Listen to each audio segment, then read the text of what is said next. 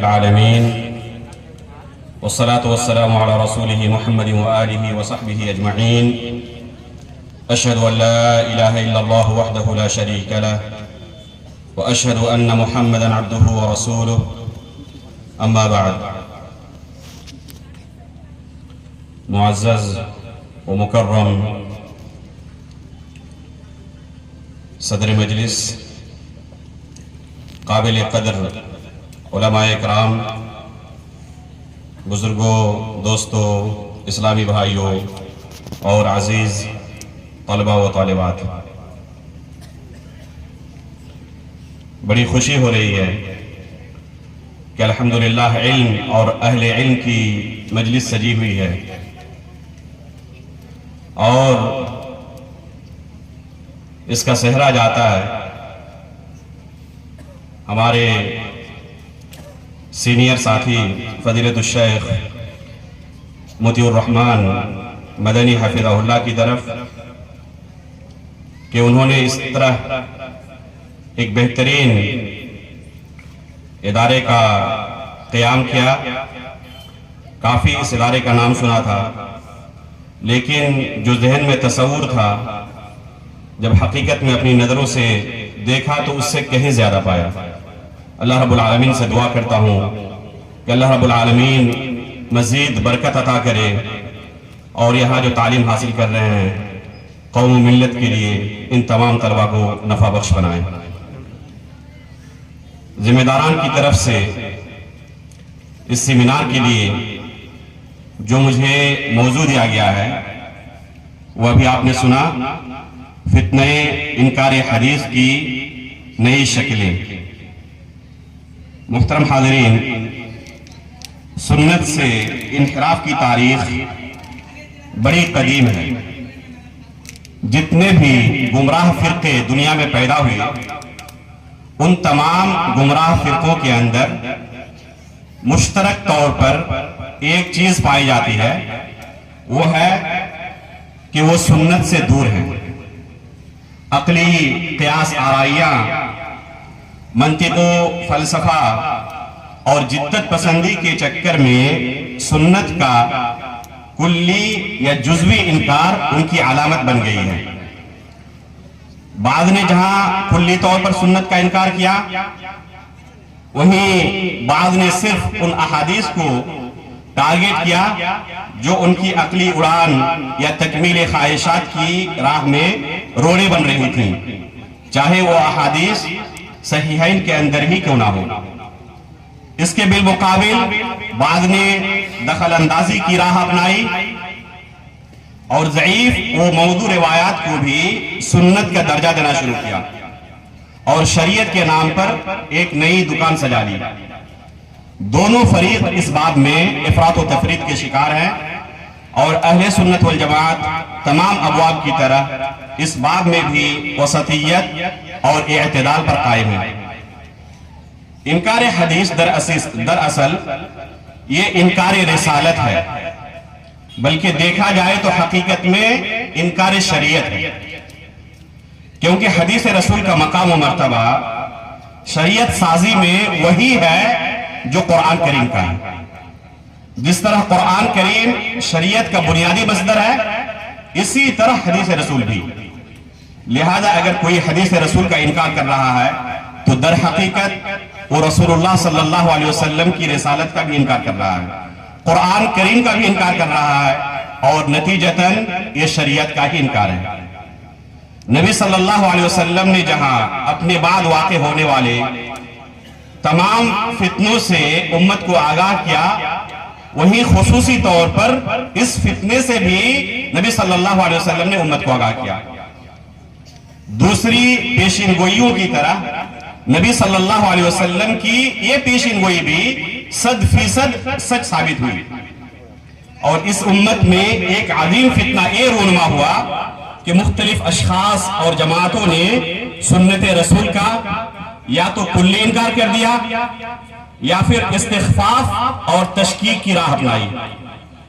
ہر زمانے میں ایسے منحرفین اور فتنہ پرور موجود رہے جن کا مشغلہ قرآن کی سنت رسول کا استخفاف اور استہزاء تھا۔ جہاں تک عصر حاضر کی بات ہے تو آج بھی ہمیں انکار سنت کی، استخفاف سنت کی، استہزاء سنت کی مختلف شکلیں سرگرم اور متحرک نظر آتی ہیں۔ مختصر وقت میں تمام شکلوں کا احاطہ ممکن تو نہیں ہے، البتہ اختصار کے ساتھ بعض جوانب آپ حضرات کے سامنے لانے کی میں کوشش کر رہا ہوں، اور اس سے پہلے ایک وضاحت کر دینا مناسب سمجھتا ہوں۔ جو عنوان آپ کے سامنے بیان کیا گیا، فتنہ انکار حدیث کی نئی شکلیں، تو یہ وضاحت سب کے ذہن میں رہے کہ جو بھی شکلیں موجود ہیں گرچہ وہ آپ کو نہیں نظر آ رہی ہیں، لیکن حقیقت میں ان کا وجود زمانہ قدیم سے ہے۔ اصول پہلے جو گمراہ فرقے گزر چکے، معتزلہ، خوارج، جہمیہ، قدریہ، ان تمام کے یہاں آپ کو ان فتنوں کے اصول مل جائیں گے۔ یہ سب چبائے ہوئے لقمے ہیں جو آپ کے سامنے یہ پیش کر رہے ہیں۔ یہ اپنی طرف سے کوئی نئی چیز پیش نہیں کر رہے ہیں، لیکن صرف اس کا غلاف بدل دیتے ہیں، یہ فرق ہے۔ تو حقیقت میں یہ قدیم شبہات ہے، قدیم افکار ہیں، جسے نئی شکل میں آج بعض لوگ پیش کر رہے ہیں۔ انکار حدیث کی متعدد شکلوں میں سے ایک شکل ہے سنت رسول کو اصول شریعت میں قرآن کریم کے بعد ثانوی حیثیت عطا کرنا۔ یہ استخفاف سنت کی ایک شکل ہے جو عصر حاضر کے اندر بہت ساری جماعتوں کے اندر یہ شکل پائی جا رہی ہے، بلکہ بعض منحرفین نے اس چیز کا پرچار اتنا زیادہ کیا ہے کہ ہمارے بعض اہل حدیث طلبہ اور اہل علم بھی اسی بات کو اپنی زبان سے دہراتے ہیں۔ چنانچہ وہ شریعت سازی میں حدیث رسول کا مرتبہ قرآن کریم کے بعد بیان کرتے ہیں اور کہتے ہیں کہ شریعت سازی میں قرآن کا مرتبہ پہلے ہے، دوسرے نمبر پر حدیث رسول ہے۔ حالانکہ حقیقت میں حدیث رسول کا مرتبہ شریعت سازی میں وہی ہے جو قرآن کریم کا ہے، اس میں کوئی فرق نہیں ہے، دونوں ہم پلہ ہیں، ایک درجے کے ہیں۔ جس طرح قرآن کریم ہمارے لیے قانون کے طور پر درجہ رکھتا ہے، اسی طرح حدیث رسول بھی شریعت سازی میں قانون کے طور پر وہی درجہ رکھتا ہے۔ اللہ رب العالمین نے، نبی صلی اللہ علیہ وسلم نے، ہمارے سلف صالحین نے اس بات میں کوئی تفریق نہیں کی ہے، لیکن بعض منحرف مفکرین نے اس بات کا اتنا پرچار کیا، جن میں سے امین احسن اصلاحی، حمید الدین فراہی وغیرہ یہ منحرفین ہیں، انہوں نے اس کا اتنا پرچار کیا کہ بعض اہل حدیث طلبہ اور بعض اہل حدیث اہل علم بھی اسی بات کو اپنی زبان سے دہراتے ہیں۔ خطیب بغدادی رحمہ اللہ نے الکفایہ کے اندر، جو کہ علوم حدیث کی بہت ہی مایہ کتاب ہے، اس کتاب کے شروع میں ہی ایک باب قائم کیا ہے، میں باب پڑھ رہا ہوں، اسی سے آپ کو اندازہ ہو جائے گا کہ اس بارے میں سلف صالحین کا موقف کیا تھا۔ وہ باب قائم کرتے ہیں، باب ما جاء فی التسویہ، لفظ پر غور کریں، باب ما جاء فی التسویہ بین حکم کتاب اللہ و حکم سنت رسول اللہ صلی اللہ علیہ وسلم فی وجوب العمل و لزوم التکلیف۔ یہ ہے سلف صالحین کا موقف، یہ دونوں ہم پلہ ہے، برابر ہے۔ قرآن کریم کا مرتبہ پہلے اور حدیث کا مرتبہ اس کے بعد نہیں ہے، لیکن افسوس کی بات کہ منحرفین کی طرف سے اس فتنے کو اور اس فکر کو اس قدر اٹھایا گیا کہ بہت سارے اہل حدیث طلبہ بھی لا علمی میں، نا شعوری میں اس چیز کو اپنی زبان سے دہراتے ہیں۔ سنت رسول کے انکار اور استخفاف کی ایک دوسری شکل ہے سنت اور حدیث میں تفریق کرنا، اور یہ کہنا کہ حجت صرف سنت ہے، حدیث رسول حجت نہیں ہے۔ آپ نے تفریق سنی ہوگی کہ حجت سنت ہے، حدیث حجت نہیں ہے، اور حدیث اور سنت کے درمیان وہ تفریق کرتے ہیں۔ چنانچہ کہتے ہیں کہ سنت وہ ہے جسے نبی صلی اللہ علیہ وسلم نے بار بار کیا ہو، جس پر مواظبت برتی ہو، زندگی بھر جس پر دوام برتا ہو، وہ ہے سنت، اور جسے کبھی کبھار کیا ہو وہ حدیث ہے۔ اور حجت کیا ہے؟ سنت ہے، حدیث رسول حجت نہیں ہے۔ چنانچہ وہ کہتے ہیں کہ سنت کی بنیاد احادیث پر نہیں بلکہ امت کے عملی تواتر پر ہے۔ जिस तरह कुरान करीम तवातुर से साबित है, इसी तरह सुन्नत भी तवातुर से साबित है। इसलिए अगर रिवायात सुन्नत के मुआफिक हो तो फबिहा, वरना तरजीह सुन्नत को यानी अमली तवातुर को हासिल होगी और हदीस की कोई तवजीह पेश की जाएगी। अगर तवजीह मुमकिन ना हो सके तो उसे छोड़ दिया जाएगा। अब गौर करें कि ये कितनी खतरनाक फिक्र है। अगर इसको कबूल कर लिया जाए, इससे क्या लाजिम आएगा कि वो बेशुमार अमाल जिनको नबी सल्लल्लाहु अलैहि वसल्लम ने अपनी जिंदगी में एक बार, दो बार, कभी कभी किया हो, वो हमारे लिए काबिल अमल, काबिल हुज्जत नहीं। नऊज़ु बिल्लाहि मिन ज़ालिक। इस तरह बेशुमार अहादीस का इनकार लाजिम आएगा और यही हर बार बहुत सारे मुनहरिफीन और बहुत सारे मुनकिरीन सुन्नत इस्तेमाल करते हैं और इस तरह बहुत सारी अहादीस से जान छुड़ाने की कोशिश करते हैं कि ये हदीस है, ये सुन्नत नहीं है। एक तीसरी शक्ल है इनकार हदीस की, वो है हदीस को सिर्फ एक तारीखी दस्तावेज करार देना। मुआसिरीन में राशिद शाज, जावेद अहमद गामिदी और बाज उन्हीं के हम फिक्र हजरात सोशल मीडिया में दिनों रात ये फिक्र फैला रहे हैं और कहते हैं कि हदीस रसूल क्या है, ये तारीखी दस्तावेज है फकत। इसकी हैसियत एक तारीखी दस्तावेज की है, हुज्जियत की नहीं। अगर इस फिक्र को कबूल कर लिया जाए तो आप नमाज, रोजा, हज, ज़कात और जो दूसरे अमाल है उनको आप किस तरह अंजाम देंगे? जाहिर सी बात है कि इन तमाम चीजों की तफसीलात अहादीस रसूल के अंदर है, कुरान करीम के अंदर नहीं है। बल्कि उमूमन बाद मसाइल को छोड़कर, जैसे कि अभी मीरास का मसला शेख ने बयान किया, कुरान करीम के अंदर तफसील के साथ आया है। इस तरह बाद मसाइल ही है जिनका तफसील से कुरान करीम के अंदर तज़किरा आया है। असल ये तफसील हमें कहां पर मिलती है? हदीस रसूल के अंदर। अगर इसे सिर्फ तारीखी दस्तावेज करार दिया जाए तो आप कोई भी इबादत जिस तरह अल्लाह रब्बुल आलमीन ने शरीयत नाजिल की है उस तरीके पर अंजाम नहीं दे सकते। अब गौर करें कि ग़ज़वा तबूक के मौके पर बाद सहाबा इकराम को नबी सल्लल्लाहु अलैहि वसल्लम ने सजा दी थी। ये सजा किस बराबर दी थी? क्या कुरान करीम के ऊपर अमल ना करने की वजह से, या हदीस रसूल की तामील ना करने की वजह से? अगर इसे सिर्फ तारीखी दस्तावेज कहा जाए और ये काबिल अमल ना हो, काबिल हुज्जत ना हो, तो बेशुमार ऐसी अहादीस का बल्कि पूरी सुन्नत का इनकार लाजिम आएगा। और जाहिर सी बात है कि अल्लाह रब्बुल आलमीन की शरीयत नहीं है। इनकार हदीस की एक शक्ल है हदीस रसूल को कुरान के मुतारिज दिखाकर इनकार का रास्ता इख्तियार करना। बहुत सारे मुफक्किरीन कहते हैं कि ये अहादीस कुरान के बरखिलाफ है, कुरान के साथ इनका तारुज हो रहा है और हुज्जत हमारे लिए कुरान है क्योंकि ये तवातुर के साथ साबित है, कतई दलाला है। इसलिए कुरान के साथ तारुज होने की बिना पर हदीस रसूल को हम कबूल नहीं करेंगे, कुरान पर अमल करेंगे। हकीकत यह है कि हदीस और कुरान के दरमियान कोई तारुज है ही नहीं। अगर बज़ाहिर तारुज को देखकर हदीस रसूल का आप इनकार करें तो खुद कुरान के अंदर इस तरह के तारुज मौजूद हैं। कुरान की बाज आयतों के आपके मुतारिज नजर आएंगे। तो अगर इस उसूल की वजह से हदीस रसूल का आप इनकार कर रहे हैं तो इसी उसूल की वजह से आपको कुरान की बाज आयतों का भी इनकार करना पड़ेगा।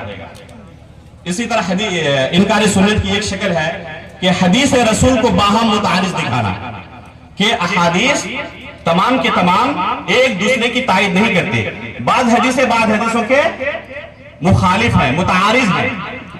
अभी कुरान के सिलसिले में हमने जो बात कही वही बात यहां पर भी कहेंगे कि अगर इस उसूल की वजह से अहादीस को तर्क किया गया तो खुद कुरान के अंदर आपको बहुत सारी आयतें ऐसे मिल जाएंगी जो बज़ाहिर दूसरी आयतों के मुतारिज नजर आएंगी। तो क्या इस उसूल की वजह से आप कुरान का भी इनकार कर देंगे? जाहिर सी बात है कि इसकी हिम्मत अहले सुन्नत में से तो किसी की नहीं होती। तो ये उसूल ही फासिद और बातिल है। इनकार सुन्नत की छठी शक्ल है सहाबाए कराम रिज़वानुल्लाहि अलैहिम अजमाइन की अदालत पर कलाम करना, जिसके नतीजे में पूरी ज़ख़ीरे सुन्नत ही मशकूक हो जाती है। क्योंकि तमाम अहादीस उन्हीं के तरीक से मरवी हैं और उन्हीं के तरीक से हम तक पहुंची हैं। अगर सहाबाए कराम की अदालत ही मशकूक हो गई तो आप अहादीस पर किस तरह यकीन कर सकते हैं। मौजूदा जमाने में मौलाना सलमान नदवी और इंजीनियर मोहम्मद अली मिर्जा इस मैदान में बहुत आगे हैं और सहाबाए कराम की अदालत पर कलाम करते हैं। मैंने इस ताल्लुक से तफसील के साथ 5-7 सफ़े के अंदर एक मकाला ही तहरीर किया है और इन तमाम शुबहात का जवाब दिया है जो ये हजरात फैला रहे हैं। मजल्ला मनहज सलफ के अंदर और फ्रीलांसर के अंदर ये मजमून शाये शुदा है, आप वहां से इस मजमून को पढ़ सकते हैं। इनकार सुन्नत की 7वीं शक्ल है तजुर्बात की बुनियाद पर अहादीस का इनकार करना। जज़ाकुमुल्लाह खैर। बहुत सारे लोग तजुर्बात की बुनियाद पर अहादीस का इनकार करने की कोशिश करते हैं। मसलन याजूज और माजूज और दज्जाल के सिलसिले में जो अहादीस मौजूद हैं, कहते हैं कि अगर इनका वजूद होता तो साइंसदानों ने पूरी दुनिया को छान मारा है, उसकी तहकीक कर ली है। अगर मौजूद होते तो अब तक जाहिर हो चुके होते। मैं कहना चाहता हूं कि याजूज माजूज का तज़किरा तो कुरान करीम के अंदर मौजूद है, तो क्या कुरान के अंदर जो आयतें याजूज माजूज के ताल्लुक से है, क्या उनका भी आप इनकार कर देंगे? जाहिर सी बात है कि इसकी हिम्मत नहीं होती है। एक शक्ल है नए उसूल और कवाइद को वजह करके सुन्नत के इनकार का रास्ता हमवार करना। अहनाफ के अंदर ये मसला बहुत ज्यादा पाया जाता है और इस ताल्लुक से बाद किताबें भी उन्होंने तस्नीफ की हैं, लेकिन वक्त इजाजत नहीं देता इसलिए उसको बयान नहीं कर सकता। मैं सिर्फ अब बाद अनावीन को बयान कर रहा हूं, सिर्फ 2 मिनट मेरे पास और बाकी है। एक शक्ल है उलूम हदीस का सहारा लेकर बाज साबित शुदा अहादीस को ज़ईफ करार देना ताकि मुनकिरीन सुन्नत में नाम आना जाए। यूसुफ करदावी और इखवानियों ने बहुत सारी ऐसी अहादीस को टारगेट किया है और सहारा क्या लिया है उलूम हदीस का, ताकि मुनकिरीन सुन्नत में उनका नाम ना आ जाए। एक शक्ल है अकल की कसौटी पर पूरा ना उतरने की बना पर अहादीस का इनकार कर देना। इस बाब में डॉक्टर सर सैयद अहमद खान जो अलीगढ़ मुस्लिम यूनिवर्सिटी के मुअस्सिस और बानी हैं, उनकी नज़र मिलना मुश्किल है। बेशुमार सवाबित का उन्होंने इनकार किया है, जैसे जन्नत और जहन्नम का इनकार करना, अज़ाब कब्र का इनकार करना, फरिश्तों का इनकार करना और मीज़ान का इनकार करना। बेशुमार ऐसी चीजें हैं जिनके ऊपर सहीहैन के अंदर हदीसें मौजूद है, अकल के अंदर वो चीजें नहीं समाई, इनकार कर दिया। तो अकल की कसौटी पर हदीस को परखना और इनकार कर देना। तो डॉक्टर सर सैयद अहमद खान इसके सरखैल है और भी बहुत बड़ी जमात है जिन्होंने इस चीज को अपनाया है। इसी तरह 11वें नंबर पर अहादीस की तस्हीह को महद मुहद्दिसीन का इज्तिहाद और ज़ाम करार देना। अल्लामा शिबली नौमानी ने यही तरीका अपनाया है। अल फारूक के अंदर, हुस्नुल बयान के अंदर इस तरह की बहुत सारी अहादीस के साथ तामुल किया है। मैंने 2-4 दिन पहले एक पोस्ट भी फेसबुक के अंदर लिखी थी और इस शुबहे का रद्द किया था, आप वहां से इसको पढ़ सकते हैं। एक तरीका है कियास के मुखालिफ होने की वजह से अहादीस को काबिल हुज्जत ना मानना। हदीस मुसर्रात है, हदीस आराया है, अहनाफ ने इसी वजह से इन अहादीस का इनकार कर दिया है। और एक है जो कि तकरीबन तमाम मुनकिरीन के अंदर ये शुबहा पाया जाता है, वो क्या है कि अहादीस ज़न का फायदा देते हैं, यकीन का फायदा नहीं देती। इस वजह से अहादीस को रद्द कर दिया जाएगा, इसलिए कि ये ज़न का सिर्फ फायदा देती हैं, यकीन का फायदा नहीं देती। ये मजमून मेरा काफी तवील है और मैंने मुनकिरीन सुन्नत के नाम के साथ एक लंबी लिस्ट तैयार की थी, लेकिन जाहिर सी बात है कि वक्त खत्म हो चुका है, इसे पेश नहीं किया सकते अभी। और मजमून की शक्ल में जब ये शाये होगा तो आप वहां से इसको पढ़ सकते हैं। अल्लाह रब्बुल आलमीन से दुआ करता हूं कि अल्लाह रब्बुल आलमीन हर तरह के फितनों से हमें महफूज रखे, बचने की तौफीक दे, सुन्नत पर हमें हमेशा कायम व दायम रखे, आखिरी सांस तक हम सुन्नत पर कायम रहें और हमारी वफात भी सलफ़ सालिहीन के मनहज पर रहते हुए हो। अल्लाह रब्बुल आलमीन हमसे राजी हो और नबिय्यीन सिद्दीक़ीन शुहदा व सालिहीन के साथ हमारा आशिर हो। आमीन तक़ब्बल या रब्बल आलमीन व सल्लल्लाहु अला नबिय्यिना मुहम्मद।